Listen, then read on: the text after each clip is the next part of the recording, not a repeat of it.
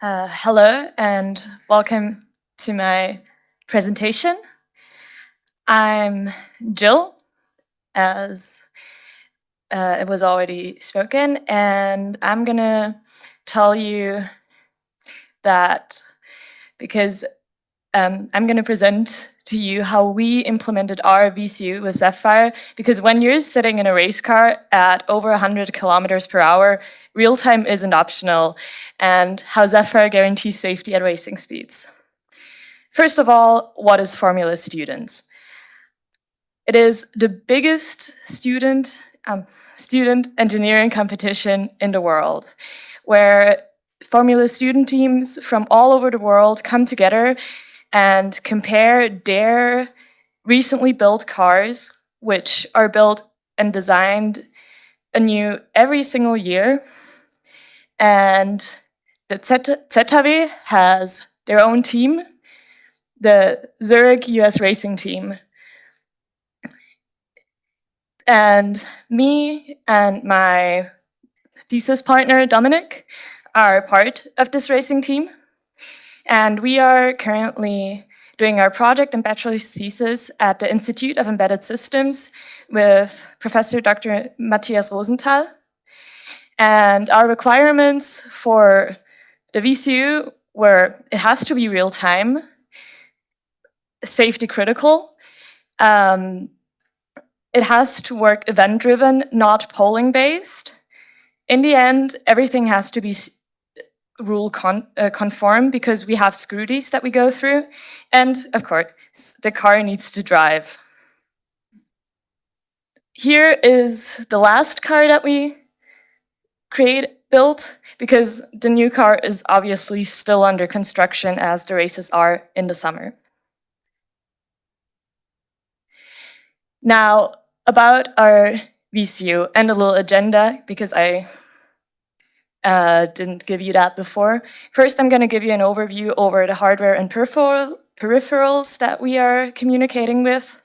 Then I'm going to go into the CAN communication part very shortly.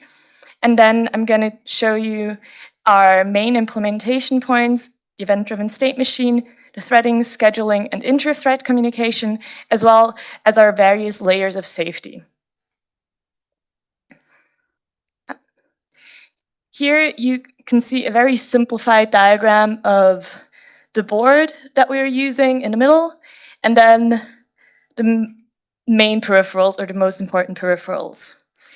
Especially great about this board is that it has 6 native CAN controllers. So we were able to really divide everything onto these and even have one that is reserved. The CAN 4 and 3 are for the driverless system, which is still being developed next semester, so I am not going into detail about that. But CAN 0, CAN 1, and CAN 2 are what we are currently processing. So the entire data from the pedal box, the cockpit, the steering, the sound module, the inverters, so the entire motor control, and of course the sensors, so that we have some data that we can use for traction control and everything. Here is a detailed overview, but I didn't want to shock you with this from the get-go. But this is where everything is in the car, and I hope this gives you some idea of how complicated a race car actually is. But back to the simplified version, because I think this is much more understandable. But as you can see, the VCU is really just the brain of the car.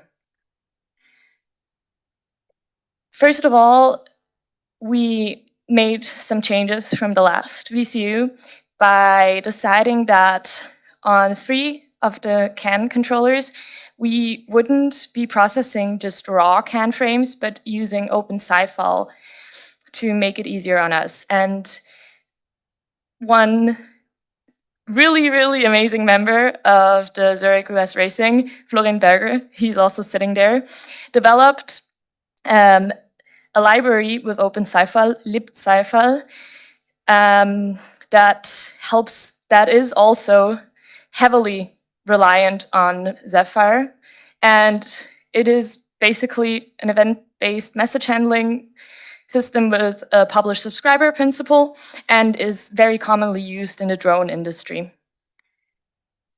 And in the next implementation phase, we're focusing on this and all the peripherals, and I might get to do another presentation at a different event, so if you're interested, maybe you can come then. Now, about the core implementation of the VCU that is now done.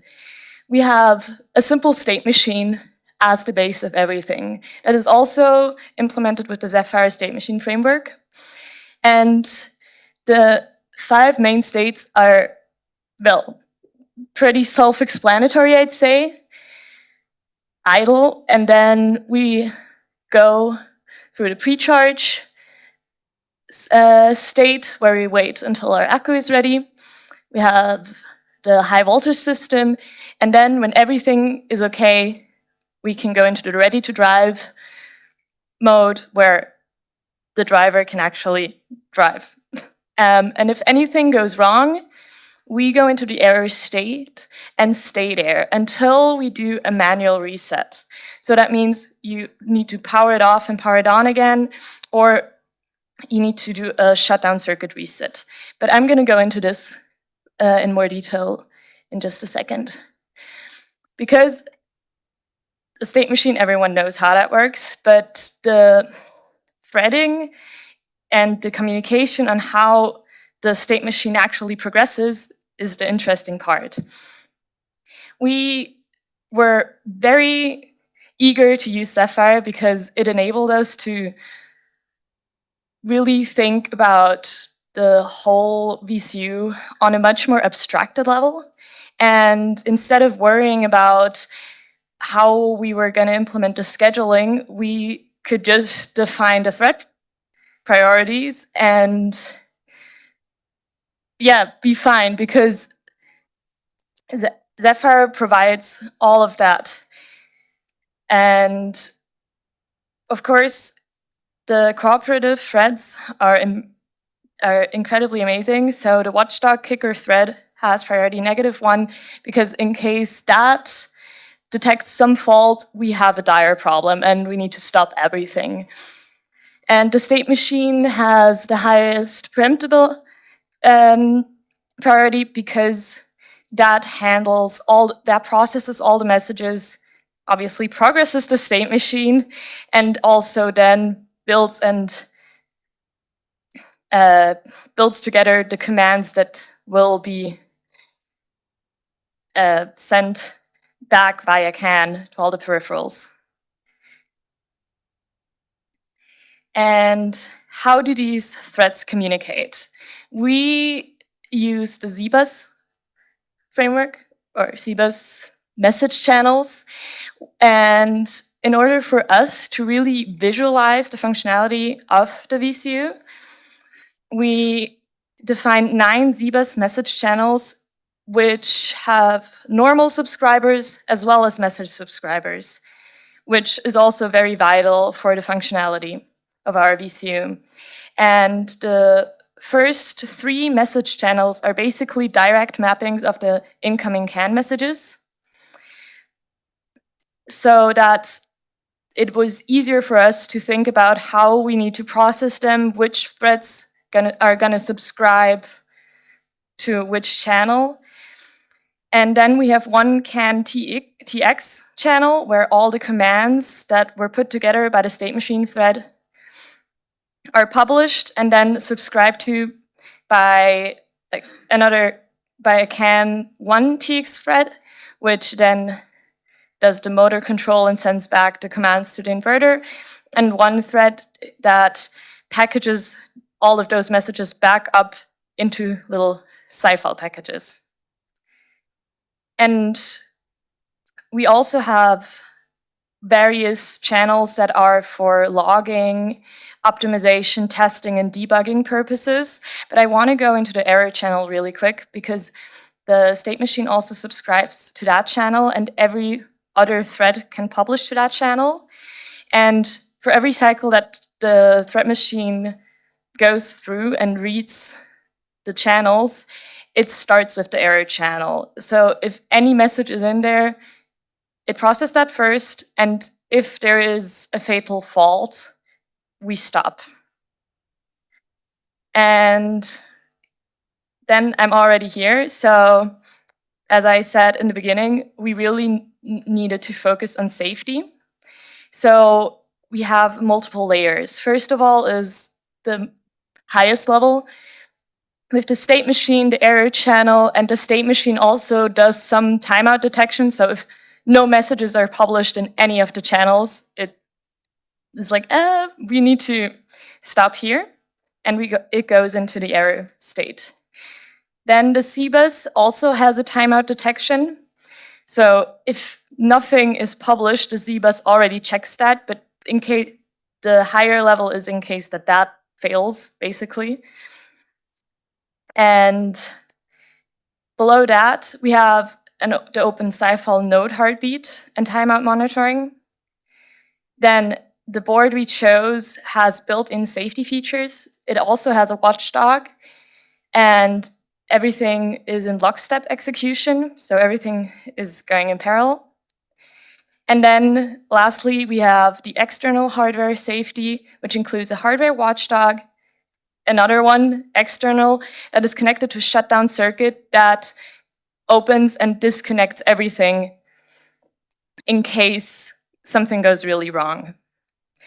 And our conclusion from our project thesis that we have done now is that we are glad that we chose Zephyr because it provides us with a toolbox that we can use for almost everything, and it makes it a lot easier for us to develop a really good functioning VCU in a short period of time.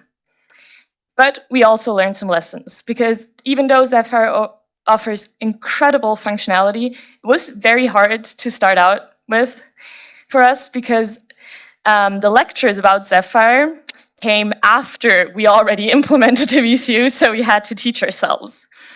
And of course, cars are complex distributed systems, and the teamwork is also difficult, just even figuring out what we have to consider, because our ZHAW has over 100 members.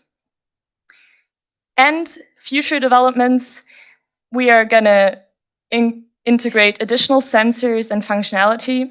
We will implement more open sci-fi libraries also for UDP, because the driverless system will be communicating with the NXP board via Ethernet. Then we will do integration testing, hopefully on the track. Optimization, then we're definitely going to win the races and share knowledge with future generations.